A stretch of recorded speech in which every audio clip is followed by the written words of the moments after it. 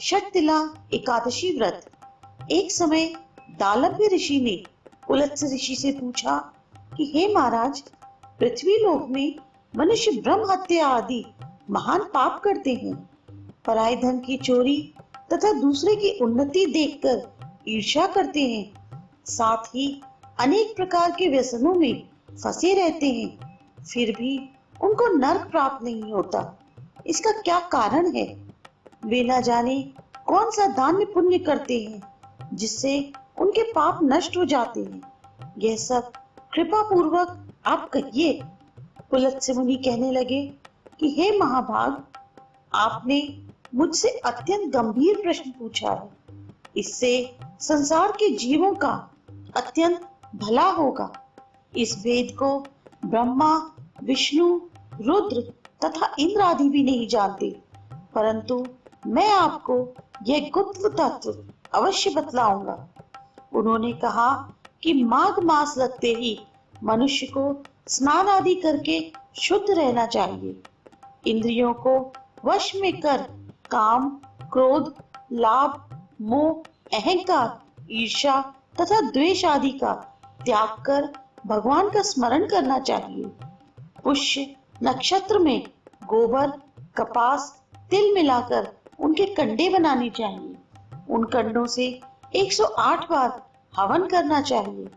उस दिन मूल नक्षत्र हो तथा एकादशी तिथि हो तो अच्छे पुण्य देने वाले नियमों को ग्रहण करें। स्नान आदि नित्य क्रिया से निवृत्त होकर सब देवताओं के देव श्री भगवान का पूजन करें और एकादशी व्रत धारण करें। रात्रि को जागरण करना चाहिए। उसके दूसरे दिन धूप, दीप, नैवेद्य आदि से भगवान का पूजन करके खिचड़ी का भोग लगाएं। तत्पश्चात पेठा, नारियल, सीताफल या सुपारी का अर्घ देकर स्तुति करनी चाहिए। हे भगवान, आप दीनों को शरण देने वाले हैं। इस संसार सागर में फंसे हुओं को उद्धार करने वाले हैं। हे पुंडरीकाक्ष, हे विश्वभावन, हे सुब्रमण्यम, हे पूर्वज, हे जगतपते, आप लक्ष्मी जी सहित इस तुच्छ अर्घ को स्वीकार करें। इसके पश्चात जल से भरा कुंभ ब्राह्मण को दान करें तथा ब्राह्मण को श्यामा गौ और तिल पात्र देना भी उत्तम है। तिल स्नान और भोजन दोनों ही श्रेष्ठ है। इस प्रकार जो मनुष्य जितने तिलों का दान करता है उतने ही 1000 वर्ष स्वर्ग में वास करता है। तिल स्नान, तिल का उपटन, तिल का हवन, तिल का तर्पण, तिल का भोजन और तिलों का दान, ये तिल के 6 प्रकार हैं। इनके प्रयोग के कारण यह षटतिला एकादशी कहलाती है। इस व्रत के करने से अनेक प्रकार के पाप नष्ट हो जाते हैं। इतना कहकर पुलत्स्य ऋषि कहने लगे कि अब मैं तुमसे इस एकादशी की कथा कहता हूँ। एक समय नारद जी ने भगवान श्री विष्णु से यही प्रश्न किया था और भगवान ने जो षटतिला एकादशी का महात्म्य नारद जी से कहा सो मैं तुमसे कहता हूँ।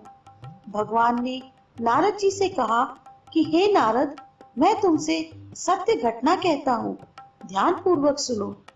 प्राचीन काल में मृत्यु लोक में एक ब्रह्माणी रहती थी। वह सदैव व्रत किया करती थी। एक समय वह 1 मास तक व्रत करती रही। इससे उसका शरीर अत्यंत दुर्बल हो गया। यद्यपि वह अत्यंत बुद्धिमान थी, तथापि उसने कभी देवताओं या ब्राह्मणों के निमित्त अन्न या धन का दान नहीं किया था। इससे मैंने सोचा कि ब्राह्मणी ने व्रत आदि से अपना शरीर शुद्ध कर लिया है, अब इसे विष्णु लोक तो मिल जाएगा, परंतु इसने कभी अन्न का दान नहीं किया। इससे इसकी तृप्ति होना कठिन है। भगवान ने आगे कहा, ऐसा सोचकर मैं भिखारी के वेश में मृत्यु लोक में उस ब्राह्मणी के पास गया और उससे भिक्षा मांगी। वह ब्राह्मणी बोली, महाराज, किस लिए आए हो? मैंने कहा, मुझे भिक्षा चाहिए।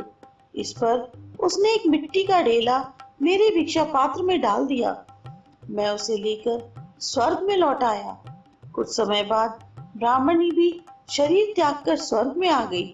उस ब्राह्मणी को मिट्टी का दान करने से स्वर्ग में सुंदर महल मिला, परंतु उसने अपने घर को अन्न आदि सभी सामग्रियों से शून्य पाया।